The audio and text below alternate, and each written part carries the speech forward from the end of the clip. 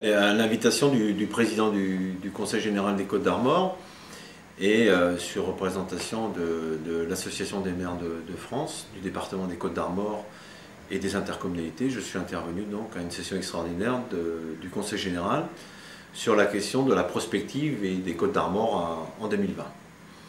Alors c'est vrai que c'est un sujet intéressant. D'abord, je voudrais très sincèrement féliciter le Conseil général d'engager une réflexion autour de la prospective. Car je crois qu'aujourd'hui, plus que jamais, on a besoin de se projeter, d'imaginer l'avenir pour mieux le prévoir et l'imaginer. La crise financière, la crise économique, la crise sociale qui s'ensuit, bon, il nous faut repenser le modèle économique, repenser l'économie des territoires, l'économie par les territoires, pour les territoires, autour des énergies nouvelles, autour des nouvelles technologies, autour de notre agriculture pour le département des Côtes-d'Armor. Bon, toutes ces questions sont majeures. Donc je crois que l'initiative du Conseil général est une très belle initiative que je veux vraiment saluer, mais je crois qu'il faut qu'on aille bien au-delà de tout ça. Alors gouverner, c'est prévoir, hein, c'est vouloir et c'est aussi pouvoir. Et c'est vrai que pouvoir aujourd'hui, on est un peu dans une situation particulière, c'est que les collectivités ont souhaité une certaine forme de décentralisation et depuis 20 ans et que tous les gouvernements ont accompagné, et la gauche de ce point de vue-là, le Parti socialiste a été quand même déterminant dans la mise en œuvre de cette décentralisation. Mais on voit bien que cette décentralisation aujourd'hui patine et qu'il faudrait passer à une troisième phase de cette étape.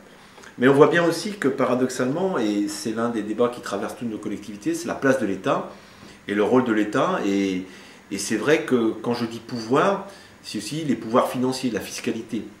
Et c'est vrai que c'est une question majeure au moment où l'État, on a le sentiment quand même qu'il se désengage des politiques publiques, qu'elles soient auprès des collectivités, des services publics, de l'hôpital, de la santé. On a vraiment ce sentiment d'être un peu, pas délaissé, parce que le terme serait trop fort, mais sans doute d'un État moins fort, hein, d'un État qui concentrait tout, les moyens de la République, qui aujourd'hui a moins de moyens, etc. Alors moi, je ne vais pas rentrer dans le débat à savoir si l'État pourrait faire mieux, plus. Bien évidemment qu'il pourrait faire mieux, plus, je ne sais pas, mais mieux, c'est certain. Mais en tout cas, n'attendons pas tout de l'État non plus, parce que c'est trop facile de se cacher derrière cette posture. Parce que quand on dit oui, tous les problèmes sont liés au désengagement de l'État, mais attendez, l'État c'est qui? L'État c'est nous. L'État c'est la population française. L'État aujourd'hui est ruiné. L'État est endetté, donc l'État n'a plus de moyens. Donc quoi qu'il arrive, quels que soient les gouvernements, ils sont de droite aujourd'hui, mais demain les socialistes au pouvoir, de toute façon, il faudra bien qu'on prenne la mesure d'un État qui est super endetté. Donc on ne pourra plus continuer à tirer sur l'État. Donc quand on dit pouvoir, c'est pouvoir aussi avec des moyens qui seront sans doute à discuter, à négocier dans des contrats de projet avec l'État. Mais de toute façon, il faut prendre la mesure que l'État ne peut plus tout faire. Donc il va falloir imaginer la réforme de la République française par les territoires et pour les territoires. Et il va falloir changer de stratégie, et c'est à mon avis l'une des idées clés qu'on pourrait mettre en avant dans ce dossier de la prospective. Pouvoir donc. Ensuite, vouloir. Vouloir, évidemment, c'est déterminant. Il faut être convaincu qu'aujourd'hui, la Bretagne, l'économie bretonne a besoin de se révolutionner.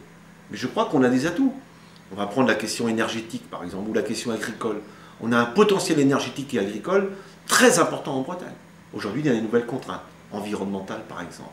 Eh bien, on sait, par exemple, aujourd'hui, avec l'expérience passée, qu'il faudrait mettre, par exemple, les aides économiques de la PAC, qui représentent 600 millions d'euros par an, en direction de l'agriculture bretonne, il faut les mettre au service de notre agriculture et de notre environnement. Et qu'aujourd'hui, on ne peut pas scinder les deux. Hein, et qu'aujourd'hui, la politique agricole doit prendre pleinement en compte la question environnementale. Donc ça, c'est vouloir. Ça, c'est de la politique.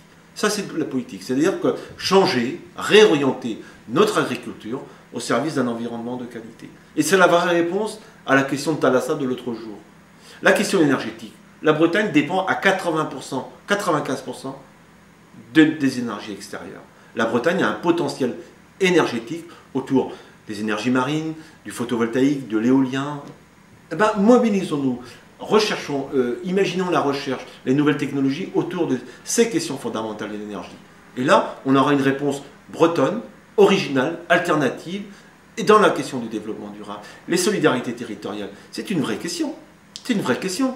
Comment aujourd'hui, est-ce que les seuls critères de la richesse d'un territoire doivent être des critères financiers? Ben, je crois que non. Les critères de bien-être, les critères de formation tout au long de la vie, les critères de solidarité, les critères de citoyens du monde, les critères de bien-être social, ben, tous ces critères doivent aussi rentrer dans cette nouvelle économie. Et je pense que la Bretagne est en capacité d'imaginer tout cela. Donc j'ai dit vouloir, j'ai dit pouvoir et prévoir, d'où l'intérêt de la prospective Côte d'Armor 2020. Mais je crois que plus que jamais, il nous faut imaginer de nouvelles solidarités territoriales. Et si j'ai un reproche à faire au document de Côte d'Armor 2020, c'est de ne pas donner sa place, toute sa place, à l'intercommunalité et au pays. Je crois que là, la Bretagne a un formidable réseau.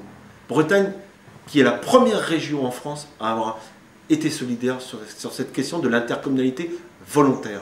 On voit bien qu'aujourd'hui, que les questions de développement économique, d'aménagement de l'espace, de salles polyvalentes, de salles socioculturelles, création de complexes sportifs, création de complexes culturels, politique culturelle autour de la musique, de la danse, toutes ces questions aujourd'hui sont gérées dans les territoires par les intercommunalités. La plus grande faiblesse du document de Côte d'Armor 2020, c'est de ne pas donner sa place, toute sa place, à l'intercommunalité. Et je souhaite, à travers ce podcast, donner ma propre contribution, qui est la mienne, en tant que président d'intercommunalité au Conseil général des Côtes d'Armor, car je crois que notre département, notre région, saura faire des contre-propositions au projet Balladur, pourra être en capacité de faire des propositions crédibles, car ici, en Bretagne, dans ce département, dans ces intercommunalités, on a une vraie ressource humaine, une vraie ressource de solidarité, une vraie habitude du travail en commun, et sans doute plus qu'ailleurs, l'envie autour de cette identité bretonne, de cette culture bretonne,